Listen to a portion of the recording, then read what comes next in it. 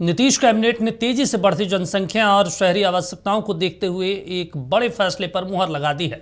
सरकार ने 11 प्रमुख शहरों में सैटेलाइट टाउनशिप और ग्रीनफील्ड टाउनशिप विकसित करने को मंजूरी दी है।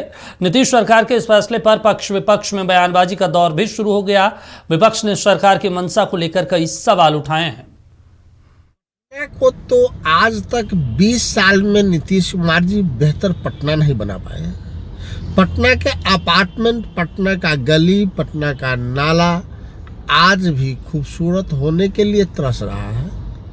90% अपार्टमेंट पटना में ऐसा है जहां सड़क नहीं है, सीवर नहीं है, बरसात के दिनों में निकलना मुश्किल होता है। और बरसात तो खत्म हो गया, छठ पर भी खत्म हुआ, बावजूद पटना के अनेक अपार्टमेंट है सैकड़ों में जहां आप आसानी से नहीं जा सकते हैं। तो मुख्यमंत्री जी कैबिनेट में जितनी बात लिया है, धरातल पे कितना आता है सवाल उसका है। नीतीश कुमार बताए ना 20 साल में पटना में कितना टाउनशिप डेवलप किया है। बिहार की सरकार ने 11 शहरों को टाउनशिप के रूप में विकसित करने का फैसला लिया है। इसमें सभी प्रमंडलीय मुख्यालयों और साथ ही साथ सीतामढ़ी तथा सोनपुर को शामिल किया गया है। बिहार को उत्तर भारत का टेक हब बनाने की जबरदस्त योजना है।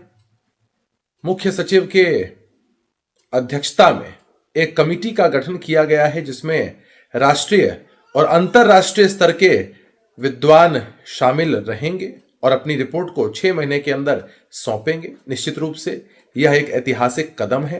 बिहार के लोगों में इस खबर के बाद खासा जोश है।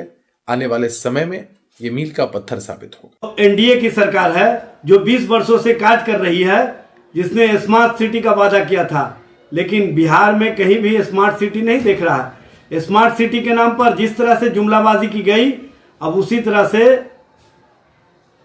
टाउन डेवलपमेंट के नाम पर कहीं ना कहीं राजनीति की जा रही है, भ्रम फैलाया जा रहा है।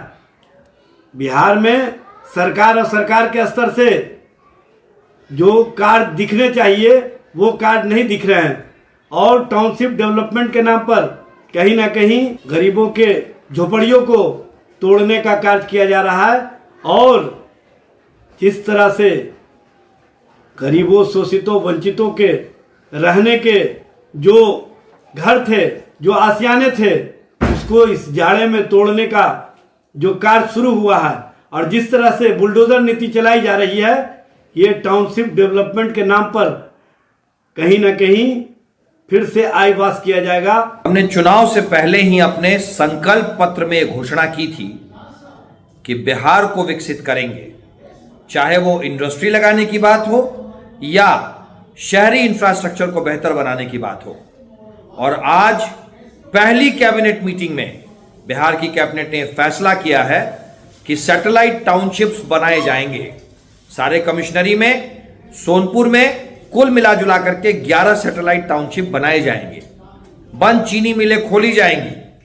देश के माननीय गृह मंत्री ने जब यह कहा था कि हर जिले में एक फैक्ट्री होगी, उस पर काम शुरू हो गया है। हम ही ने किया है और हम करेंगे।